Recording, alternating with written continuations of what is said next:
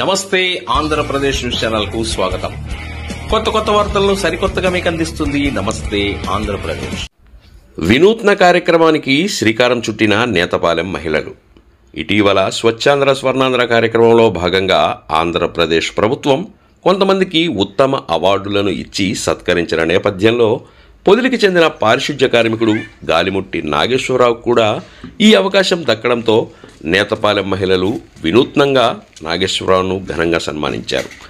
తమ ప్రాంతంలో ప్రతిరోజు విజిల్ వేస్తూ విసుగు కోపం ఏమాత్రం లేకుండా తమ పరిసరాలను పరిశుభ్రం చేసే వ్యక్తి నాగేశ్వరరావు అని, సరైన వ్యక్తికి సరైన గౌరవం దక్కిందని భావిస్తూ నేతపాలెంలోని మహిళలు నాగేశ్వరరావుకు ఈరోజు శాలువ కప్పి ఘనంగా సత్కరించి అభినందనలు తెలియజేశారు. నాగేశ్వరరావును సన్మానించిన వారిలో మల్లవరం పంచాయతీ కార్యదర్శి మారెళ్ల పద్మ ఉండటం విశేషం. పారిశుధ్య కార్మికులు చేసే సేవలు నిజంగా వెలకట్టలేనివని, ప్రత్యక్షంగా ప్రతిరోజు వారిని దగ్గర నుంచి చూసే వ్యక్తిగా ఈరోజు నాగేశ్వరరావును సన్మానించడం ఒక పౌరురాలిగా తన బాధ్యత అని అన్నారు.